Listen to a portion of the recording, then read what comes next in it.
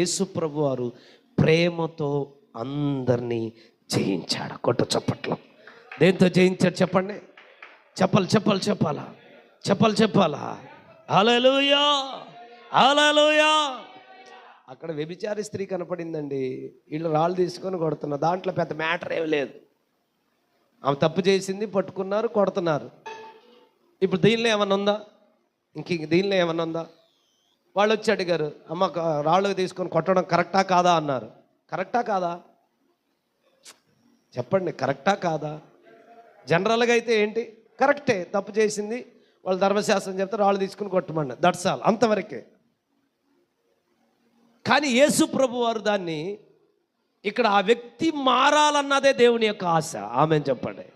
ఆ వ్యక్తి జీవితము దేవునికి సొంతమవ్వాలన్న ఉద్దేశంతో నిజమే ఆమె తప్పు చేసింది, కానీ ఆ తప్పు నుండి బయటికి రావాలి అంటే దానికి ఒక మార్గం ప్రభు చూపించాడు. తప్పు మోపుతున్న వాళ్ళలోనే తప్పు చూపించాడు. చెప్పండి, నీకు అర్థమైందా? వీళ్ళందరూ వచ్చి తప్పు మోపుతున్నారు. తప్పు చేసింది ఆమె, కరెక్టే. కానీ ఇప్పుడు తప్పు మోపుతున్న వాళ్ళల్లో తప్పు చూపించాడు, కానీ తప్పు చేసిన వాళ్ళ తప్పు చూపిలా. అర్థమైందా? తప్పు చేసిన ఆమె దానిలో, ఆమె జీవితంలో ఆయన తప్పు చూపిలా. తప్పు మోపుతున్న వారి జీవితంలో తప్పు చూపించాడు. పాపం చేసిన వ్యక్తి జీవితంలో పాపాన్ని చూపిలా. పాపం చేసిందని చెప్తూ నేరం మోపుతున్న వాళ్ళ జీవితాల్లో పాపం చూపించాడు.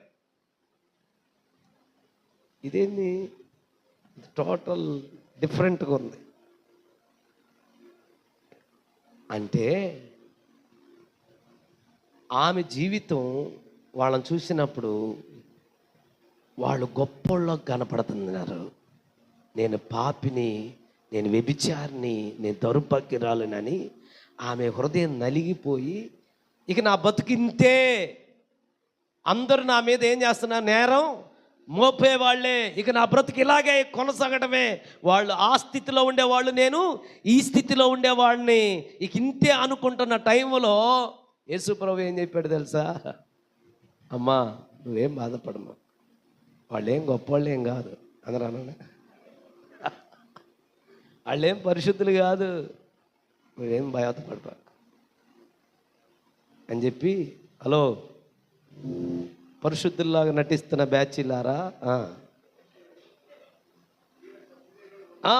అది మీలో పాపం చేయనివాడు మొదట రాయే అనగానే అక్కడ ఆమెకి నిరీక్షణ పెరిగింది. కొట్టుతో అక్కడున్న ఆమెకి ఏమొచ్చింది? నిరీక్షణ వచ్చింది, ధైర్యం వచ్చింది.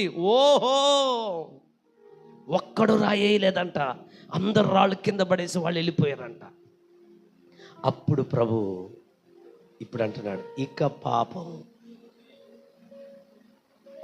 నిరీక్షణ పుట్టించి ఆమెను ధైర్యపరిచి అప్పుడు చెబుతున్నాడు, ఇక నువ్వు ఏం చేయొద్దు. దట్స్ అది యేసయ్య సువార్త. కొట్ట చప్పట్లో దేవునికి మహిమ కలుగునుగాక. గట్టిగా హల్లెలూయా చెప్పండి. హల్లెలూయా, హల్లెలూయా. అట్టి సువార్తలోకి మనం నడిపించబడదుముగాక. అట్టి దేవుని ప్రేమాభిషేకములోకి మనం నడిపించబడదుముగాక.